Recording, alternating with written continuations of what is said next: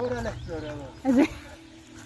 Buenos días, buenas tardes, buenas noches. Hoy vamos a recorrer el Jardín Botánico de Ginebra, situado en una ubicación privilegiada junto al lago Lemán, ofreciendo un entorno natural y tranquilo. Dos cafés. Es-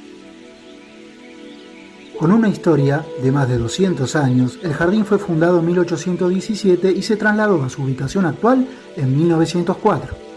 Alberga más de 16.000 especies de plantas de diferentes partes del mundo, permitiendo observar plantas de los Alpes, el Himalaya y Latinoamérica.